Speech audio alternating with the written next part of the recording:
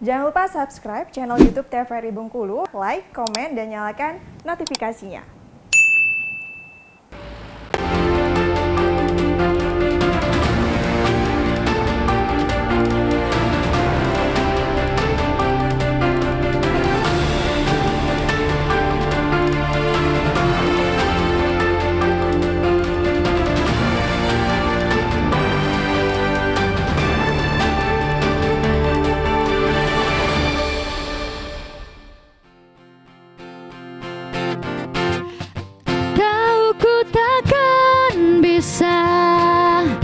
Jadi seperti yang engkau minta, namun selama nafas berembus aku kan mencoba.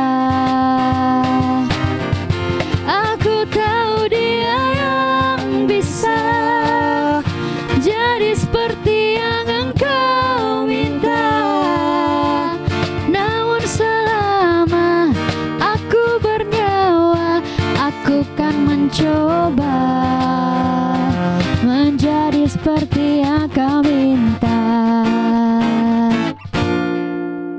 TVRI Bengkulu, Anda kembali menyaksikan program acara Brendo. Kali ini masih dalam tema yang sama terkait dengan penyalahgunaan narkoba.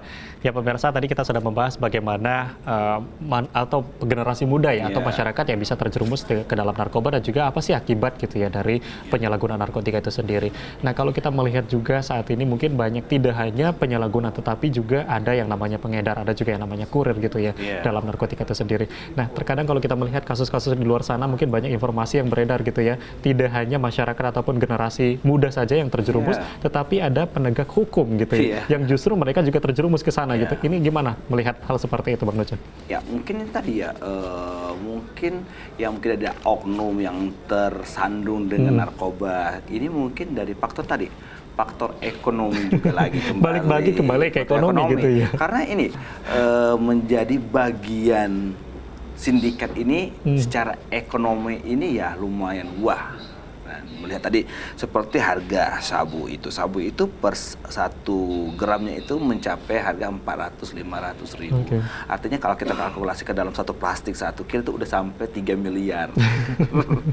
ini yang mungkin membuat mereka tertarik atau bisa yang terjerat ke sana gitu ya. Itu sih membuat menggiurkan sekali sih, tetapi mereka tidak berpikir efeknya ketika tersandung dengan hukum, semuanya habis sampai ke akar-akarnya ke dia. Ini yang kadang-kadang mereka tidak berpikir panjang, yang hanya memikirkan kalau saya berbisnis atau menjadi bagian circle dari perdagangan ini saya mendapatkan nilai segini, tetapi mereka tidak berpikir bahwa profesi mereka, pekerjaan mereka, bahkan keluarga mereka itu dipertaruhkan dengan yang mereka harapkan uang sekian tadi. Itu sih penting sekali sebenarnya. Nah terkadang ini justru membuat kepercayaan dari masyarakat ini juga berkurang karena hal yang masuk ke dalam sana juga salah satu itu tadi penegak hukum. Jadi masyarakat ini itu tadi dengan kemajuan teknologi, dengan digitalisasi ini masyarakat mudah menerima informasi. Jadi informasi-informasi dari luar, katakanlah penegak hukum atau oknum ini menjadi salah seorang pengedar gitu atau menjadi bandarnya gitu, bagian dari penyalahgunaan narkotika ini, justru masyarakat ini menjadi hilang percaya gitu ya. Nah ini yang bisa mengakibatkan masyarakat juga kadang ikut terjerumus juga ke dalam lubang setan itu sendiri. Iya, makanya tugas kita mungkin saya sebagai pemerhati atau adik-adik dari FUPAN juga bagaimana kita memberikan informasi atau memperkuat sebagaimana masyarakat itu tahu betapa bahaya narkoba. Jadi bukan berarti mereka ketika mereka informasi, wah ada oknum tertentu, mereka bisa, kenapa kita ini jangan sampai membuat mereka stigma yang salah, membuat mereka menjadi pengen gara-gara melihat oknum yang katakanlah tersandung dengan narkoba. Ini yang harus kita pertahankan, jangan sampai mereka gara-gara oknum mereka menjadi ikut terlibat juga dengan Benar. Jadi terkadang memang kalaupun dari generasi pemuda gitu atau dari instansi-instansi terkait kayak sekarang mungkin di Provinsi Bengkulu dengan kasus narkoba yang semakin marak gitu ya. Pemerintah, instansi terkait dan juga banyak organisasi-organisasi di luar yang sudah memberikan edukasi ke masyarakat. Tetapi balik lagi terkadang ada permasalahan-permasalahan yang memang masyarakat ini sendiri salah satunya tadi karena ekonomi yang membuat mereka bisa terjerumus ke sana gitu ya. Oke, mungkin kalau dari Rahman sendiri untuk melihat saat ini ya semakin maraknya gitu ya kasus narkoba, mungkin apa harapan dari Rahman sendiri, terutama untuk generasi muda saat ini, bisa disampaikan? Harapan saya untuk generasi kedepannya kan yang penting menjauhi hal-hal tersebut. Kenapa? Karena imbasnya tuh nanti, kawan-kawan. Iya. Nah, efeknya tuh nanti. Sayangilah orang tua yang ada di rumah. Oke, apa yang bisa kita lakukan sebagai pemuda untuk bisa kita terhindar dari narkoba itu sendiri? Benar. Bisa disampaikan dari Rahman sendiri, apa tips-tipsnya nih agar Kalau dari teman-teman ini saya bisa sendiri, terhindar? Kak, ya pertama saya aktif gitu, mengikuti kegiatan-kegiatan. Yang kedua saya aktif di lingkungan nih, Kak. Iya. Karena lingkungan ini berdampak besar untuk kita Iya, sendiri. penting sekali. Seperti kegiatan kayak mingguan gitu, bersih-bersih, sosialisasi ke masyarakat sekitar gitu. Yang ketiga yang penting kalau saya beragama itu selalu ingat Tuhan gitu kan. Iya, benar. Nah, Oke, jadi ini tips yang apa ya, menarik gitu ya, yang Iya. luar biasa karena memang ini yang kita butuhkan gitu ya untuk masyarakat ya. Selain kita juga harus membanyak diri untuk beraktivitas, juga memperbanyak diri mendekatkan diri gitu ya Iya, kepada Tuhan benar. pencipta kita. Iya. Nah, mungkin dari Bang Lucu juga apa sih harapan ke depannya agar mungkin Bengkulu ini bisa terbebas dari narkotika gitu ya untuk menuju Indonesia emas nih yang kita Iya. harapkan nih ke depan. Iya, kalau dari saya sendiri itu kalau untuk menghilangkan itu mungkin susah sekali. Karena narkotika itu menurut saya itu mungkin kebutuhan hidup juga, mungkin Iya. karena berhubungan ekonomi. Cuma paling tidak kita bisa menekan kejadiannya, bagaimana tidak bertambah atau meningkat terlalu tinggi. Ya itu. Mungkin ada beberapa, bukan mungkin deh, harus semua pihak bergerak dalam memberikan Memberantas edukasi gitu ya. tentunya. Pertama itu dari sisi keluarga, artinya Iya. bagaimana komunikasi antara orang tua kepada anak atau dalam keluarga itu harus benar-benar intens dan memiliki kualitas. Secara kuantitas juga kualitas itu satu. Yang kedua dari masyarakat itu sendiri. Masyarakat harus peduli dengan lingkungan sekitar. Kalau ada hal-hal yang membahayakan atau hal-hal yang mencurigakan, ayo segera lapor, jangan takut dan jangan cuek.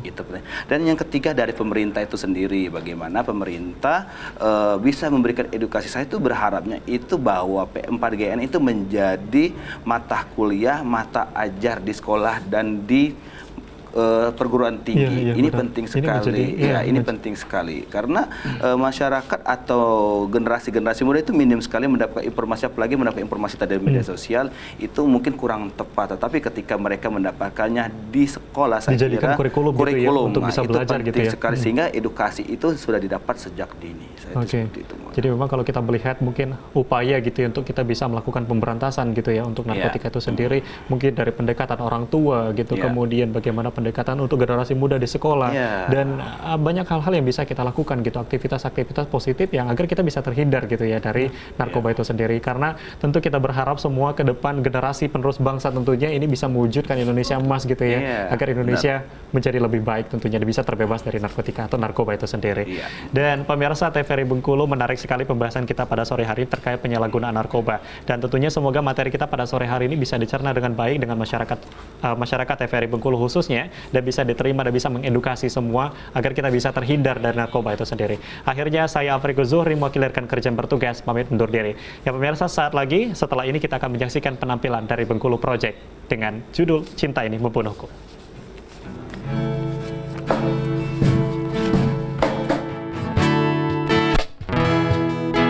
Kau membuatku berantakan.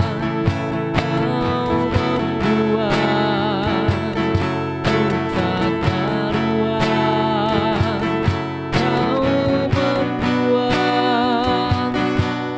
tak berdaya.